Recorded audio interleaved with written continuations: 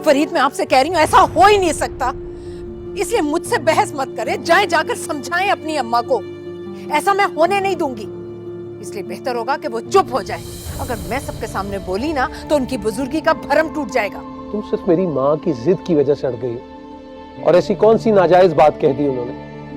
ठंडे दिल से सोचो, क्या कमी क्या बुराई है माही में? और तुम हमेशा कहती रही कि तुम्हारी जिंदगी में जो बेटी की कमी थी वो माही ने पूरी कर दी। हाँ, बेटी समझा है मैंने उसे हमेशा, लेकिन बहू नहीं मानूंगी।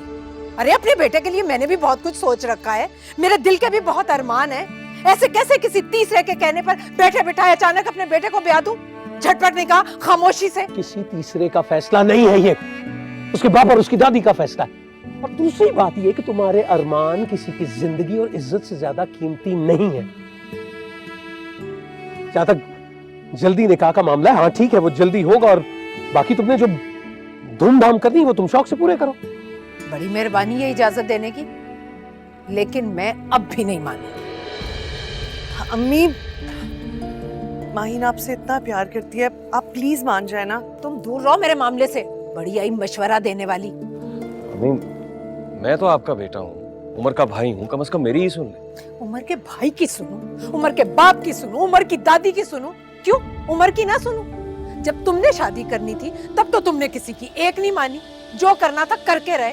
अब क्या चाहते हो तुम, कि उमर बेखबरी में मारा जाए? उमर की राय और उसकी अहमियत की किसी को परवाह नहीं। अरे यार, ये तो मुझे ख्याल ही नहीं रहा, उमर की रजामंदी बहुत जरूरी है, उसकी जिंदगी का सवाल है।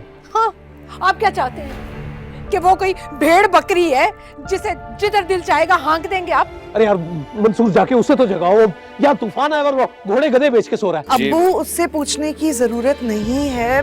क्यों जरूरत नहीं है? अपनी मर्जी से शादी करने के सारे हुकूक तो तुम्हारे शौहर के पास थे ना। बस आप कुछ बोलते क्यों नहीं है? अभी तो मौका है बोलने का। नाजिया, बता रहा हूँ। अब्बू, अम्मी, नाजिया ठीक कह रही है, उमर से क्या पूछना? उमर तो पहले ही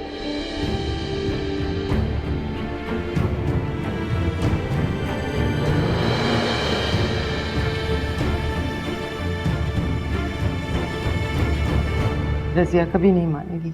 अरे मेरी जूती को परवाह है क्या? उमर की दादी का फैसला है, बदल के तो दिखाइए जरा। और फिर मेरा बेटा मेरे साथ है। दादी,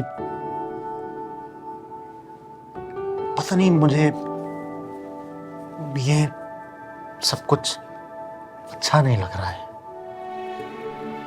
मतलब माही से प्यार करता हूं मैं, मगर यूं जबरदस्ती किसी और के हवाले नहीं। मैं यूं अपनी बहन को हलकार नहीं कर सकता दादी।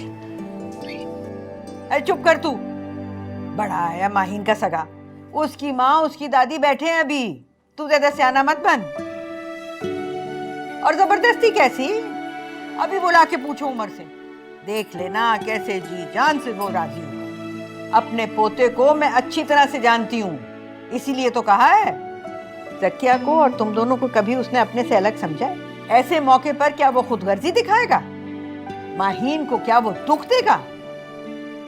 अब बोल, बोल ना, बोलता क्यों नहीं?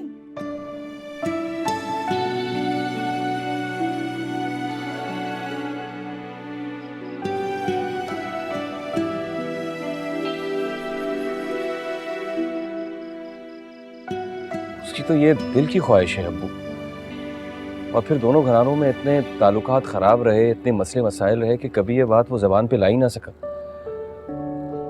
और फिर इतना काबिल भी तो नहीं था। अब तो जैसे उसकी दिल की मुराद पूरी होने जा रही है।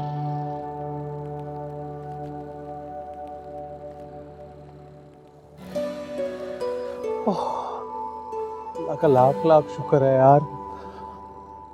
मैं तो सोच रहा था कि भतीजी का भला करते करते औलाद के साथ डंडी ना मार दूं। शुक्र। औलाद मेरी, अपने दुख सुख, अपने राज सब इस कल की आई के साथ बांट लिए उसने। तो आपको बता के उसने जूतियां खानी थी। अरे बस हो गया भाई फैसला। देखो इधर फैसला हुआ, वहां अजान की सदा, अब कोई कुछ नहीं बोलेगा। और उसे तुम भी अपने दिल को वसी करो। तुम ये मत सोचो कि बहू तुम्हारी मर्जी से नहीं आई, लेकिन तुम्हारी पसंद की बहू तो है ना माही, बिल्कुल वैसी है जैसी बहू तुम चाहती थी। उसमें कल के निकाह के इंतजामात का करता हूँ कुछ, और मंसूर तुम उमर की तैयारियां वगैरह देख लो, ठीक है? अब्बू, उमर को ये खुशखबरी मैं सुना दूं? हाँ, सारे जहान में तुम ही तो रह गई हो उसे खुशखबरी सुनाने वाली। अरे वो उमर की मर्जी जानने के बाद कुछ नहीं कहेगी ये। तुम लोगों के मामले में तो लाख नापसंदीदगी का इजहार करती रही, लेकिन शादी रोकी नहीं तुम लोगों की।